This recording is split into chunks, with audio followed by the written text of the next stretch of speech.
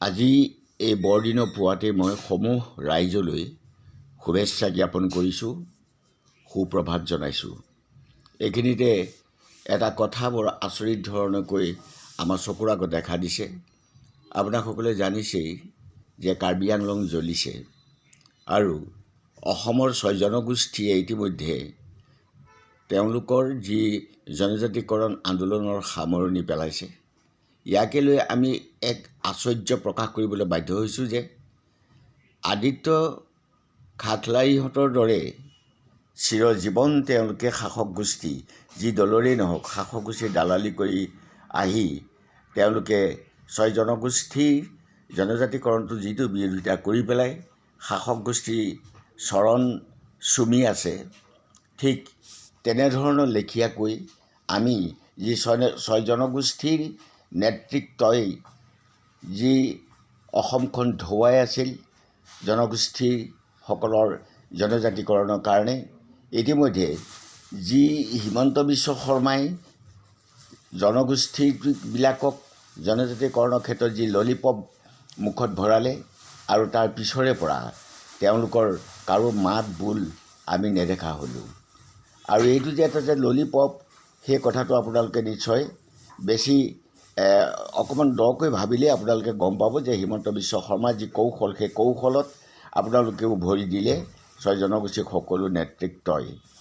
তাৰ লগে লগে আৰু এটা কথা আপোনালোকে দেখিছে নিশ্চয়, আজি কেইদিনমান হৈছে মাত্ৰ কেইদিনমানৰ আগতে খেৰনি অঞ্চলত একেই জনগোষ্ঠীয় জনজাতিসকল কাৰ্বি জনজাতিসকলে তেওঁলোকৰ স্ব অধিকাৰৰ কাৰণে, তেওঁলোকৰ ভূমি অধিকাৰৰ কাৰণে যি আন্দোলন কৰিছিলে, সেই আন্দোলনৰ পৰিণতিটো কি হ'ল আপোনালোকে নিশ্চয় জানে যে সেই আন্দোলনৰ পৰিণতি সমাপ্ত কৰিবৰ কাৰণেই সেই নেতৃত্বই কোনো দলীয় তলত নহৈ আন্দোলনৰ কাৰ্যসূচী লৈছিলে যে বিহাৰী সম্প্ৰদায়, বঙালী সম্প্ৰদায় যিসকলে তেওঁলোকৰ PGR VGR এলেকাত আছিলে, তাৰ পৰা উচ্ছেদ কৰিবৰ কাৰণে তেওঁলোকে গণতান্ত্ৰিকভাৱে আন্দোলন কৰি আছিলে। এই গণতান্ত্ৰিক আন্দোলনত হিমন্ত বিশ্ব শৰ্মাই এক পৈশাচিক অৱস্থাৰে সৈতে দমনৰ যি কৌশল ৰচনা কৰি পেলাই তেওঁলোকক আন্দোলনকাৰীসকলক ৰাতিৰ ভিতৰতে তুলি আনিলে আৰু তুলি আনি পেলাই তেওঁলোকে এটা মিছা আৰু বজ্জাতিৰ আশ্ৰয় লৈ পেলাই হিমন্ত বিশ্বই কৈছিল বা তেওঁলোকৰ নেতৃত্বই কৈছিল বা পুলিচ বাহিনীক লগাই পেলাই কৈছিল যে তেওঁলোকৰ দৈহিক অৱনতি ঘটাৰ কাৰণে তেওঁলোকক গুৱাহাটী মেডিকেল কলেজলৈ লৈ আহিছে। দুৰ্ভাগ্য আৰু লজ্জাজনক বিষয়, হিমন্ত বিশ্ব শৰ্মাই উত্তৰ দিব লাগে ডিফু মেডিকেল কলেজ তৈয়াৰ কৰিছিলে আৰু খেৰনিত এখন ভাল হস্পিটেল আছে, তাতে তেওঁলোকৰ স্বাস্থ্যটো পৰীক্ষা কৰিবলৈ কিয় ব্যৱস্থা নকৰি পেলাই গুৱাহাটী মেডিকেল কলেজলৈ লৈ আহিছিলে সেই আন্দোলনৰ নেতৃত্বত থকাসকলক।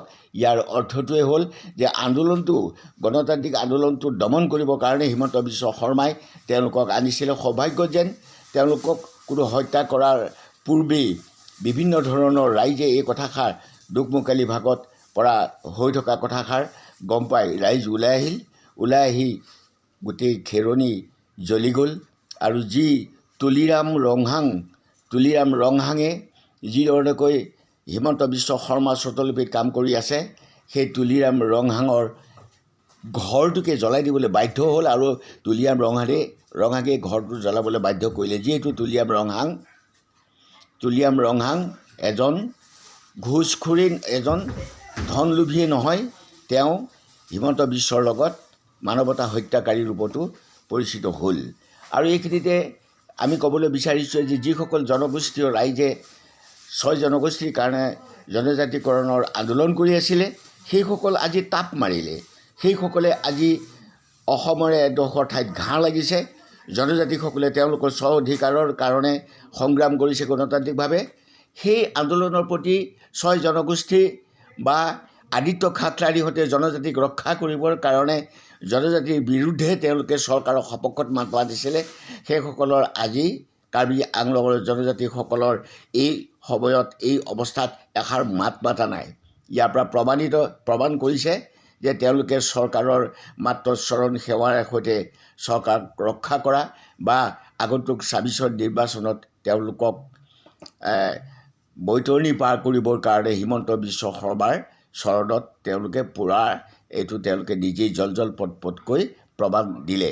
আমি সেইকাৰণে দাবী কৰিবলৈ বিচাৰোঁ, যিসকল আজিও সঁচা জনজাতি ৰাইজে জনজাতিকৰণ বিচাৰিছে, জনগোষ্ঠীয় ৰাইজে জনজাতিসকলৰ প্ৰতি থকা শ্ৰদ্ধা আৰু মৰম আৰু একে সহোদৰ বুলি অনুভৱ কৰিছে, সেইসকলে শীঘ্ৰেই কাৰ্বি আংলঙৰ জনজাতিসকলৰ যিটো মনোবাঞ্ছা, জনজাতিসকলৰ যিটো অধিকাৰ, সেই অধিকাৰৰ কাৰণে একে লগ হৈ পেলাই হিমন্ত বিশ্বৰ যি মিঞা বিৰোধী, হিমন্ত বিশ্বৰ বিৰুদ্ধে ঐক্যবদ্ধভাৱে এক জোৱাৰ তুলিবৰ কাৰণে আমি আদিত্য খাকলাৰীকে কেন্দ্ৰ কৰি ৬ জনগোষ্ঠীয় নেতৃবৃন্দক আহ্বান জনাওঁ।